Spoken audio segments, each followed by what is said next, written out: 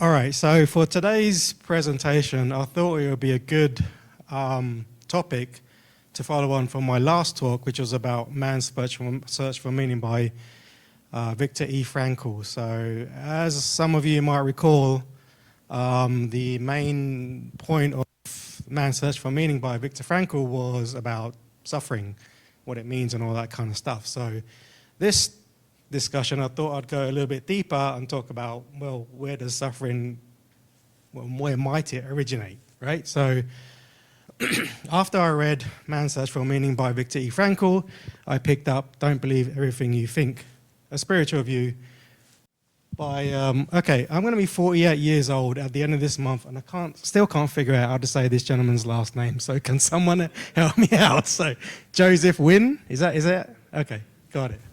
We're all winners.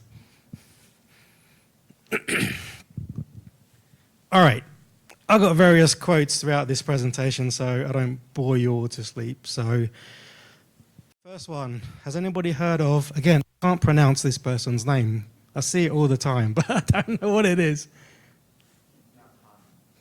Okay. So people have a hard time letting go of their suffering. I believe that. Out of a fear of the unknown. They prefer suffering that is familiar, like driving on 285 every day. All right, so Mr. Wynn talks about discovering the root cause of suffering, which he gives a 2-hour approach. So if we think about it, we all have events in our days, right? Positive events, negative events. And let's say there's a negative event that happens to you in your life. He suggests that there's 2 arrows to this. Arrow number 1, it hurts. That's the arrow of pain. Arrow number 2 is an emotional reaction to the first arrow, which is often more painful than the first arrow, and this is the arrow of suffering. According to Joseph, Mr. Wynn, the Buddha explanation is that in life we cannot always control the first arrow. However, the second arrow is our reaction to the first and is optional. Pain inevitably is unavoidable for all of us in life. Suffering, however, is optional. The goal is to learn to free ourselves from suffering. So how do we prevent the second arrow from hitting? Remember, the arrow is the suffering arrow, right? The answer is in understanding how our minds work and how the human experience is interpreted. Another fun quote. Who wants to take a stab at this person's name? Okay. Good try. One who looks around him is intelligent. One who looks within him is wise. There's not a lot of wisdom in here. That's why I read a lot of books. So Mr. Wynn talks about the root cause of suffering. And he gets into that reality is what is actually happening right now in our lives, without any meaning or judgment attached to it. What we experience in our everyday life is not reality itself, but our perception of it in our minds. Therefore, any meaning or thinking we give something is self-created and our own choice. Further, our feelings come not from external events, but from our own thinking about the events in our minds, which means without our usual thinking about a particular event, our experience of it completely alters. Essentially, the root cause of suffering is in our own thinking.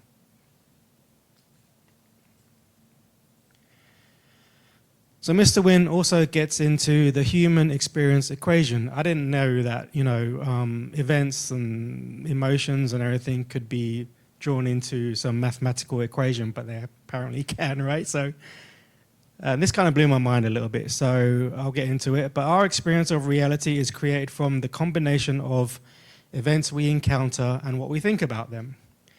Our emotions come not from external events, but how we think about them, like what I said before. So what's the equation? Well, here's the equation. It's very simple.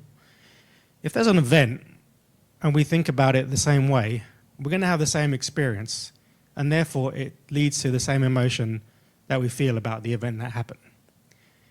If we have the same event and think about it in a new way, it results in a new experience in our minds, which ultimately results in a new emotion. So essentially, the result is when you change your thinking, you can change your experience of your life without needing to change the event that happened. Does that make sense to everyone? I think it's pretty straightforward. Yeah. The goal then is, if we have an event plus a thinking, it creates our perception of reality. The event without the thinking equals reality. It is what it is, basically, right? The event without the thinking essentially gives us peace. So without thinking of an event, we find peace because we are experiencing exactly what is reality without our own judgments, stories, and expectations. Does that make sense to everyone? Don't think about it too much, it'll confuse you. Just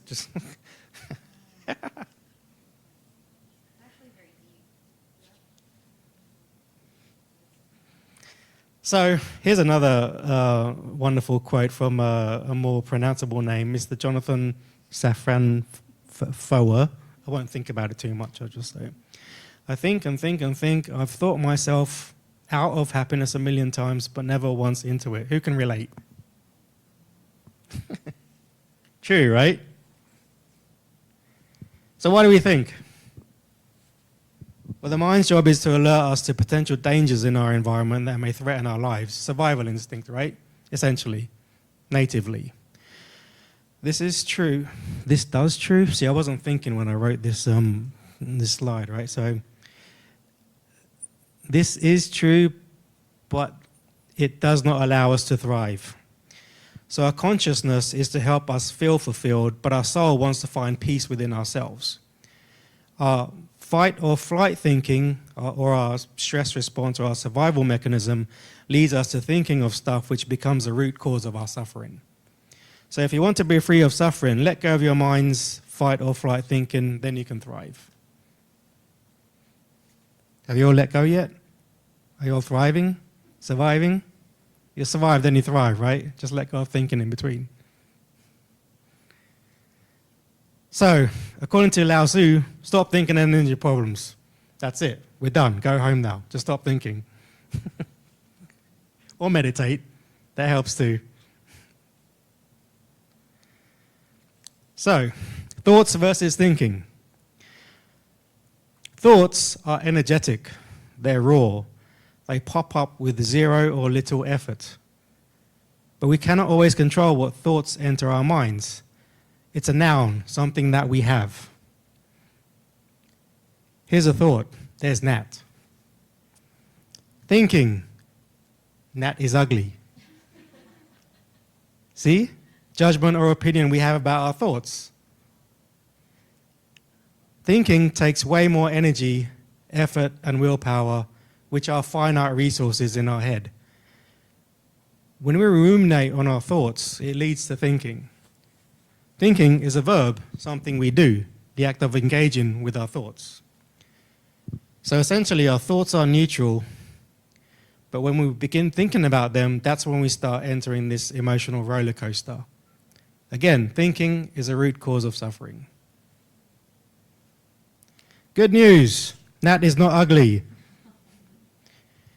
It is not necessary to think about our thoughts or judge them. We may believe our thinking is useful, but it can become an illusion that causes negative and unwanted emotions.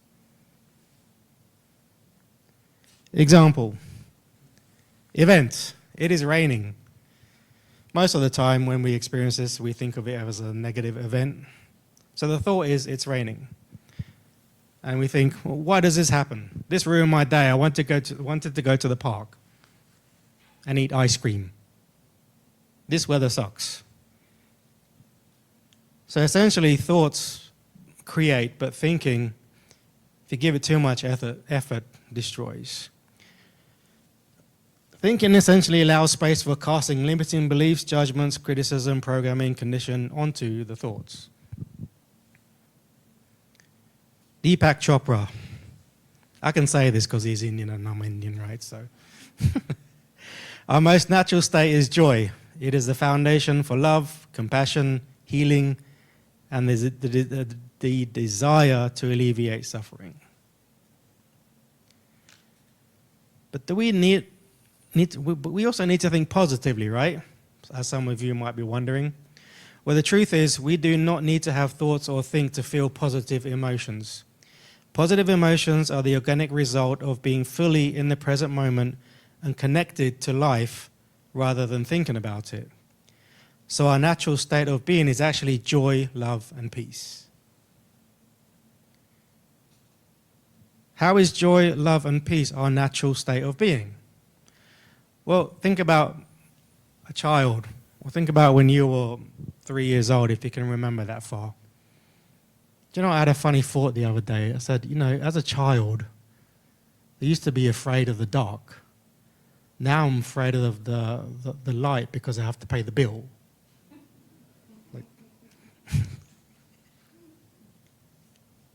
I'll get on with it. I'll shut up. I'm sorry. So children are innately open, curious, happy, and full of wonder and laughter. There is also the natural state of, or this is actually the natural state of adults until we think ourselves out of it. High stress, if you have high stress, there's usually a significant amount of thinking going on behind it. The strength of negative emotion being felt is directly proportional to how much thinking you are doing in the moment. On the other hand, positive emotions are inversely proportional to the amount of thinking going on in the moment. Basically, less thinking equals stronger positive emotions in the present because you're connecting with your natural self. Love, joy, peace, and remembering that you don't have to pay the light bill. So thinking, it is not what we are thinking about that is causing us suffering, it is that we are thinking. You do not have to try to be present or think positively to experience your natural being, which is love, joy, bliss, or other positive emotions. Christine Evangelou. Christine says a crowded mind leaves no space for a peaceful heart. I believe that. So how do we stop thinking? The goal is to minimize the time we spend thinking about our thoughts so eventually we can harmonize our state more often, our natural state, right? How? Well, we've got to become aware of our thinking and choose to let it go rather than hold on to it. Do not do more of what is causing the suffering, which is thinking. Thinking too much can essentially become like quicksand. You spiral, right? We've all done it. That's why we maybe doom scroll on our phones to stop from thinking, but then we just see stuff on our phones and start thinking even more, right? Get FOMO and all that stuff. So removing thinking removes the root cause. And as we've heard plenty of times in wisdom sessions by the monks, there's a water analogy. You have a glass with murky water. If you let the murk just settle, the water will become clear on its own. It's like your mind. Just let the thinking settle and your mind gets clearer. And you get happy. Wisdom. We are only ever one moment away from remembering that we always have in our possession an infinite well of clarity, love, joy, and peace, our natural state. It's in me, it's in you, it's in everyone around you. We're all connected by this same natural state. Okay, I'm going to give $100 million to anyone that can pronounce this name. Wrong. You thought too much about it. That's about $100 million. I swear to you that thinking too much is a disease, a real, actual disease. So I don't know if it's right or wrong. Maybe you're right.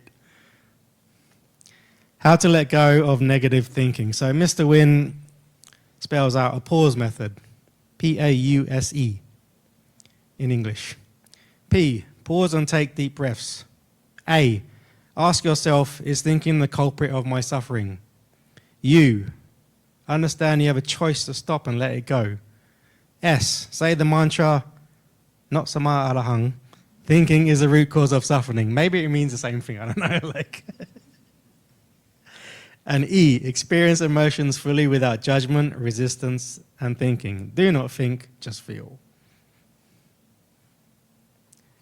Louis L'Amour. Sounds very romantic. There will come a time when you believe everything is finished. That will be the beginning. So with the name Louis L'Amour, from my heart to yours, here's some sentences from the book that I really found touching to me as I read the book and closed the chapter of my life and decided to think about other stuff, not too much.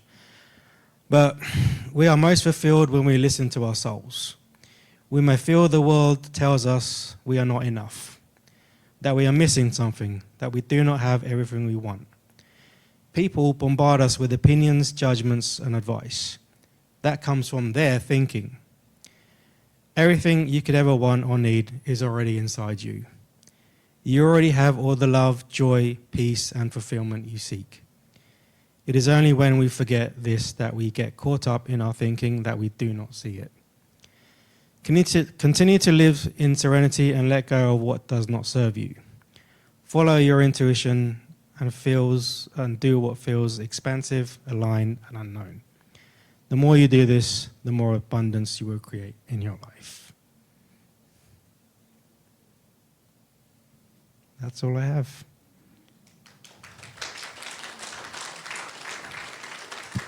Thank you.